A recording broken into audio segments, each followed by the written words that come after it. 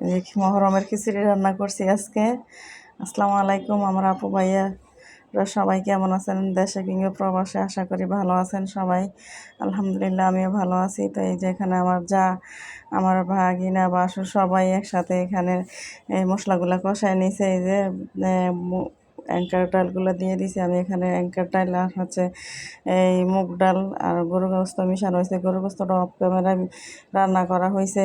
তো আমি পুরো ভিডিওটা নিতে পারি নাই। পুরো ভিডিওটা যেহেতু ওরা জানে না আমি পেজ চালাই, তাই ভিডিওটা ভালো করে নিতে পারি নাই। গরুর গোস্তটা অফ ক্যামেরায় রান্না করা হয়েছে। আর এই যে এই চালগুলো দিয়ে দিচ্ছে আমার ভাগিনা হয়, সে দিয়ে দিতেছে চালগুলা। আর আমি একটু একটু করে ফাঁকে ফাঁকে ভিডিও করি। আর এই যে দেখেন মশলা কষায় চালগুলা, প্রথমে অ্যাঙ্কার ডালটা কষায় পরে মুগ ডালটা দিছে, এখন চালগুলা দিয়ে এখানে পানি দেওয়া হয়েছে। যে দেখেন কালারটা কত সুন্দর হয়েছে। তো এই যে খিচুড়ি রান্না প্রায় শেষের দিকে।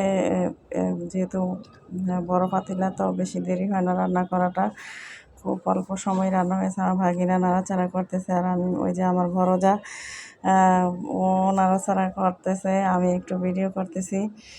আর এই যে দেখেন খিচুড়িটা কত সুন্দর হয়েছে কালার। আর গরু গোস্তটাও মিশানোর সময় আমি ভিডিওটা করতে পারি নাই। তো এই যে এখন আমার আরেক ভাবি লাগে, সে তার হাতে দিতেছে, ওনার হাতে উনি সবাইরে দিয়ে দিতেছে, যেহেতু উনি মুরব্বী, তাই ওনার হাতে খিচুড়িটা দিয়ে দেওয়া হইতেছে। আর এই যে লোকজন আসছে তাদের সবাইকে ওই আমার ওই ভাবি বা মানে সবার হাতে দিয়ে দিতেছে খিচুড়িটা।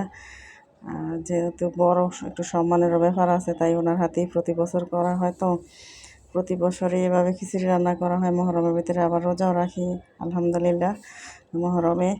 আর এই যে দেখেন সবাই কত সুন্দর দেওয়া হয়তো, তার খিচুড়িটা এত মজা হয়েছে।